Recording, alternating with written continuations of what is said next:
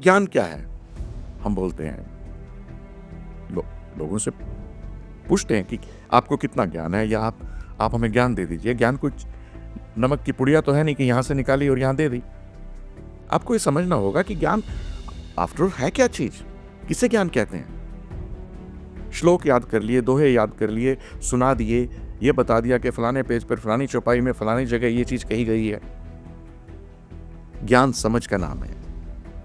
ज्ञान किसी चीज की कंठस्थता का नाम नहीं है, और ना हो सकता है। किसी चीज की जानकारी होना कोई बहुत बड़ी बात नहीं है, लेकिन किसी चीज की समझ होना बहुत बड़ी बात है। तो परमात्मा को कैसे पाया जा सकता है? ज्ञान। जब आपके ज्ञान चक्षु खुलेंगे, जब आपको स्वयं का ज्ञान होगा, तो परमात्मा का अनुभव आपको स्वयं ही हो जाएगा, क्योंकि आप उस एनर्जी के, आप उस ऊर्जा के खुद दर्शक बन जाएंगे। और जब वो आपको ऊर्जा दिखाई देगी, जब आपको स्वयं का ज्ञान होगा, तो परमात्मा का अनुभव होना तुरंत, कितना भी छोटा क्यों ना हो। जैसे आप एक सपना देखते हैं, उस सपने में 5 मिनट में, 10 मिनट में आप पूरा जिंदगी, पूरा जीवन देख लेते हैं। आप बच्चे हैं, बड़े हो गए, फिर स्कूल भी चले गए, स्कूल जाने के बाद कॉलेज भी चले गए, यूनिवर्सिटी भी चले गए, शादी भी हो गई, बूढ़े भी हो गए, उस 5 मिनट के सपने में। और आपको इतना विराट लगता है वो सपना। इसी तरह से जो आध्यात्मिक अनुभव है, वो चाहे क्षणिक हो, लेकिन वो इतना विराट होगा कि आपको लगेगा कि बहुत लंबा अनुभव था। तो छोटे छोटे अनुभवों से शुरू करिए।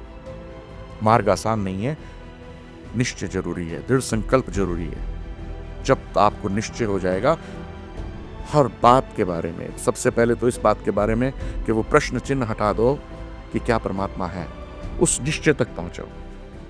एक कहानी और सुनाता हूं, उसके बाद अपनी बात समाप्त करता हूं आज।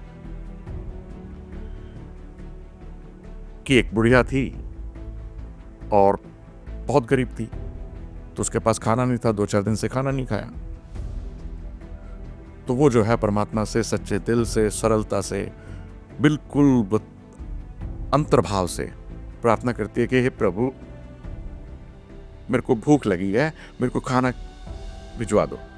उसको यह संशय नहीं था कि परमात्मा नहीं है, उसको यह संशय था कि परमात्मा मेरी परीक्षा ले रहा है। भाव सरल था। अब जो है उसने इसी बात को जो है उसने अपना व्हाट्सएप पे डाल दिया, या किसी रेडियो चैनल पे डाल दिया, जो भी साधन रहे होंगे। तो एक आदमी जो बिल्कुल नास्तिक था, बहुत बड़ा सेठ था, उसको ये बात अच्छी नहीं लगी कि ये क्या है, परमात्मा मेरे को खाना भिजवा दो। उसने कहा परमात्मा कहाँ है? परमात्मा नाम की कौन सी चीज है? खाना तो पैसे से आएगा, और पैसे उसके पास है नहीं, क्या मूर्खता है। सेठ जी ने अपने मन में सोचा, लेकिन उनको शरारत सूझी, शैतानी किस्म के आदमी थे। उन्होंने अपने नौकर को बुलाया और उसको बोला कि ये ले जाओ खाना। खूब सारा खाना दिया, कई दिन का। वो कहा ये ले जाओ और उसको बोलो कि ये खाना आया है तुम्हारे लिए। और जब वो पूछे कि ये किसने भेजा है, तो तुम सिर्फ इतना बोलना कि शैतान ने भेजा है। तो सेठ जी क्या दिखाना चाह रहे थे कि परमात्मा नहीं है, शैतान है, या परमात्मा नाम की कोई चीज नहीं होती, जो भी उनके मन में भाव रहा होगा। तो बुढ़िया ने अपना खाना लिया, भर पेट खाना खाया, उसके बाद बाकी का खाना जो है वो रखने चली। अब अभी तक उसने पूछा ही नहीं बुढ़िया ने उससे कि ये किसने भेजा। नौकर बाहर खड़ा हुआ है। अब नौकर इंतजार कर रहा है कि ये मेरे से पूछे कि खाना किसने भेजा है, ताकि मैं इसको बताऊं कि तो शैतान ने भेजा है। बुढ़िया ने पूछा ही नहीं।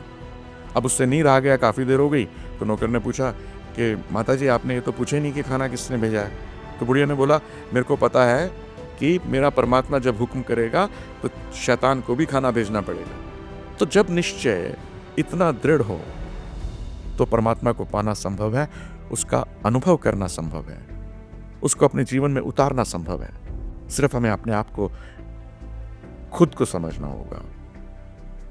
बात बिल्कुल साधारण है, 3 शब्द हैं सिर्फ, धारणा, ध्यान और समाधि द्विज परंपरा में।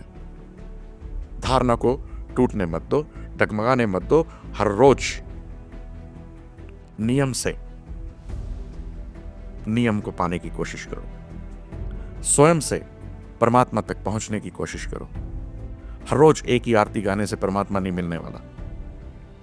उसके लिए आपको अपने जीवन के नियम बदलने होंगे, अपने ऊपर काम करना होगा, दृढ़ निश्चयी रहना होगा। आज इतना ही। ओम तत्सत।